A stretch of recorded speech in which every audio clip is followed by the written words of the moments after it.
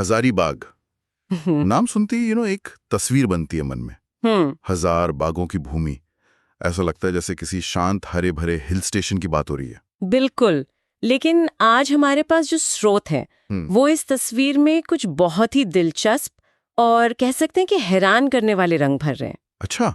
हाँ, ये एक ऐसे हजारीबाग की कहानी है जहाँ 10,000 साल पुरानी गुफा कला और 6 लेन वाले एक्सप्रेसवे एक ही फ्रेम में फिट हो रहे हैं। वाह, तो आज हम हजारीबाग की इसी कहानी में गहरे उतरने वाले हैं। छोटा नागपुर पठार का ये शहर जहाँ की चट्टानों पर 9000 ईसा पूर्व के निशान हैं, और वहीं 2026 में एक बहुत बड़ी एक बुनियादी ढांचा क्रांति की तैयारी हो रही है। तो हमारी कोशिश आज यही समझने की है कि ये दोनों दुनियाएं, ये प्राचीन और ये आधुनिक, एक साथ कैसे मौजूद हैं। और देखिए, यही बात इस पड़ताल को खास बनाती है। ये सिर्फ एक शहर के विकास की कहानी नहीं है। ये सवाल का जवाब ढूंढने की कोशिश है कि क्या कोई जगह अपनी हजारों साल पुरानी पहचान को बचाए रखते हुए रॉकेट की रफ्तार से भविष्य की तरफ बढ़ सकती है। हम कला, प्रकृति, उद्योग, इन सब धागों को जोड़कर पूरी तस्वीर देखने की कोशिश करेंगे। तो फिर चलिए कहानी की शुरुआत वहीं से करते हैं जहां से ये सब शुरू हुआ। और जब मैं शुरुआत कह रहा हूं तो मेरा मतलब 100-200 साल पहले से नहीं है। नहीं, बिल्कुल नहीं। हमारे स्रोत हमें एक तरह से टाइम मशीन में बिठाकर सीधे 10,000 साल पीछे ले जा रहे हैं, इसको रॉक आर्ट तक। ये क्या है? क्या ये सिर्फ कुछ पुरानी लकीरें हैं चट्टानों पर? ये लकीरों से कहीं ज्यादा हैं। असल में 1991 में जब बुलू इमाम ने इसकी खोज की तो दुनिया को भारत के सबसे पुराने कला खजानों में से एक मिला। अच्छा? हाँ, इसे भीमबेटका के बाद भारत के सबसे अहम रॉक आर्ट स्थलों में गिना जाता है।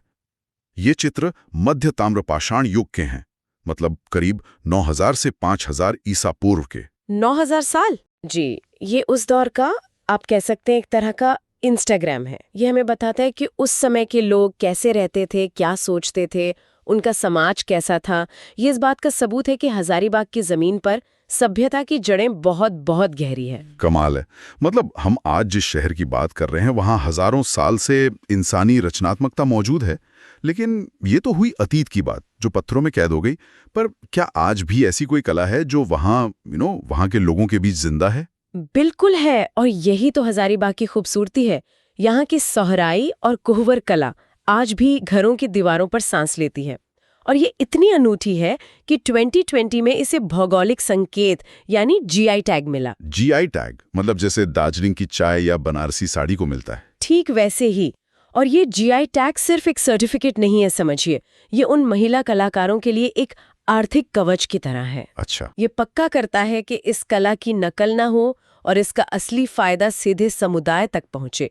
ये परंपरा को बाजार से जोड़ने का एक बहुत बड़ा और जरूरी कदम है। और इस कला की सबसे खास बात यह है कि ये एक मात्र सत्तात्मक परंपरा है। मात्र सत्तात्मक मतलब माँ से बेटी को मिलती है? हाँ बिल्कुल, ये माँ से बेटी को विरासत में मिलती है। ये तो बहुत दिलचस्प है।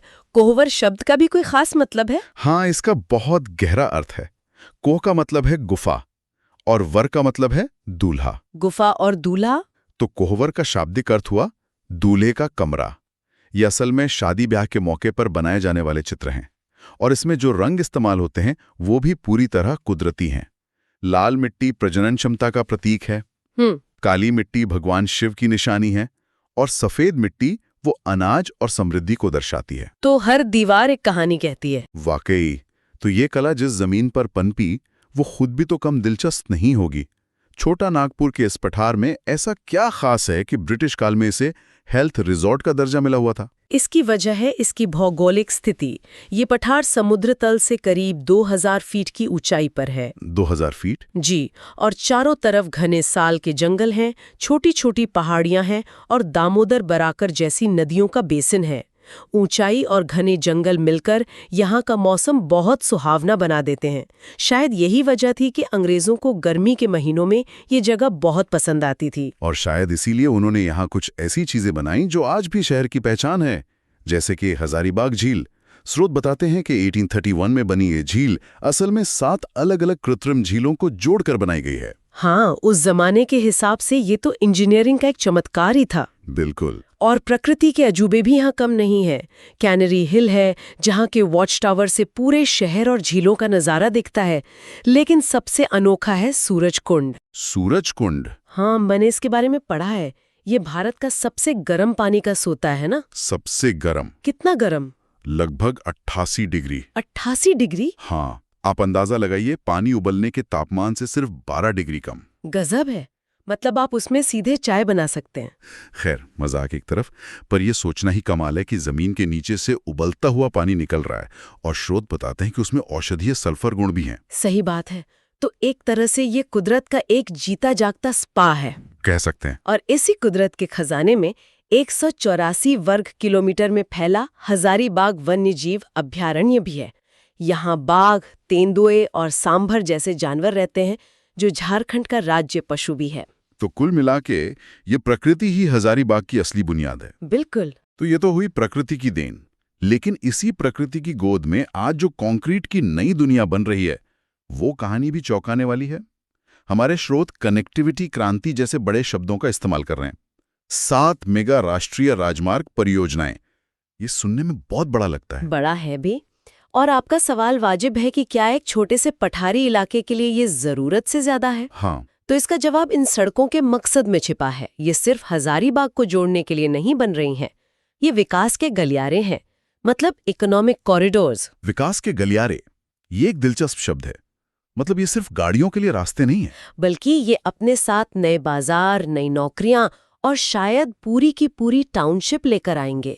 अगर आप नक्शे को देखें तो हजारीबाग पूर्वी भारत के एक बड़े लॉजिस्टिक हब के केंद्र में आ रहा है। ये सड़कें इसे सीधे दिल्ली, कोलकाता, पटना और रायपुर जैसे बड़े बाजारों से जोड़ रही हैं। अच्छा, मिसाल के तौर पर दिल्ली कोलकाता एक्सप्रेसवे को लीजिए।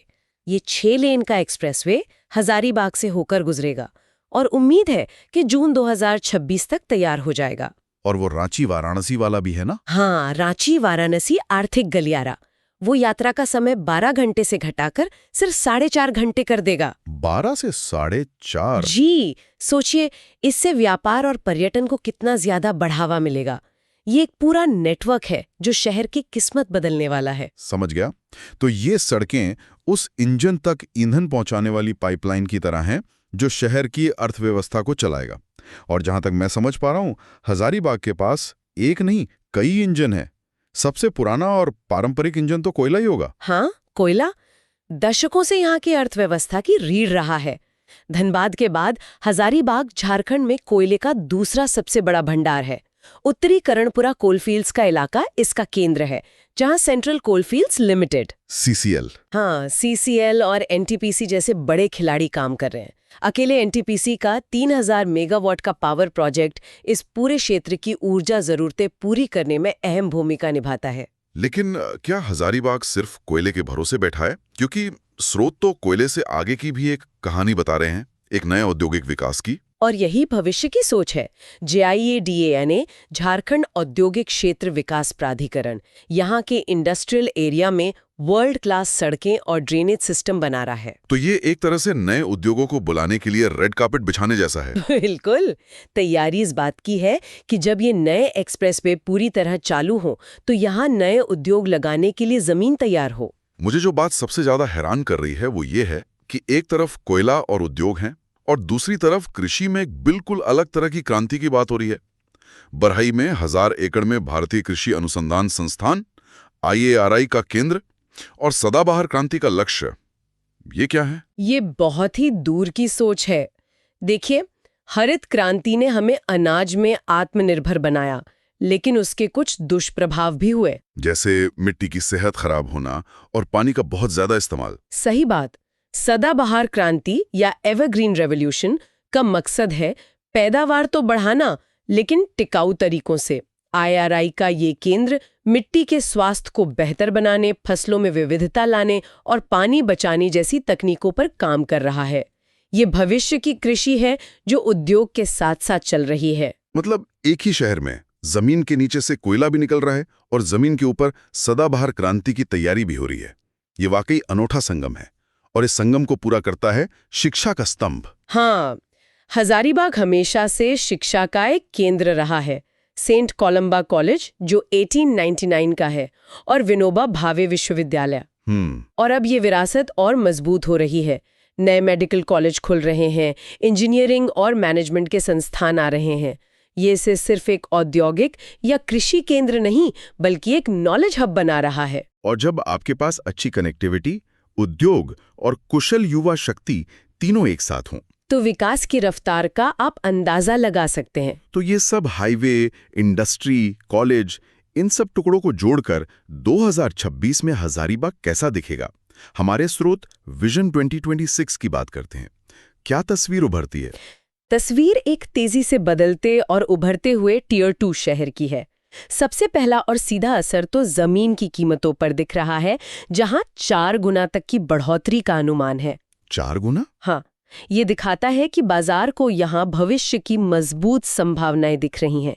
निवेशक हजारीबाग को एक नए इन्वेस्टमेंट डेस्टिनेशन के तौर पर देख रहे हैं। और आम नागरिक के जीवन पर इसका क्या असर होगा?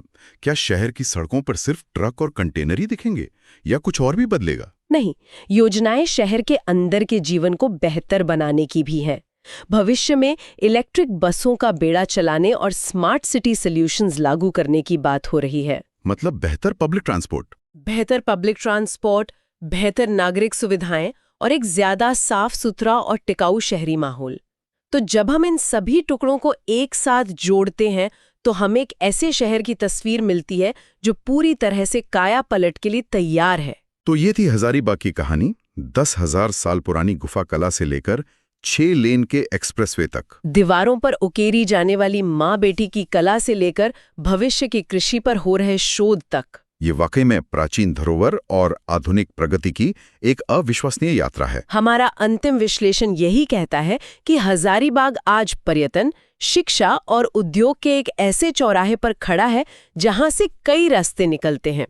इस बात का एक जीता जागता उदाहरण बन रहा है कि कैसे एक शहर अपनी जड़ों का सम्मान करते हुए अपनी अनूठी पहचान को खोए बिना भविष्य की ओर आत्मविश्वास से कदम बढ़ा सकता है। और आज के इस चर्चा के अंत में हम श्रोताओं के लिए एक सवाल छोड़ना चाहते हैं।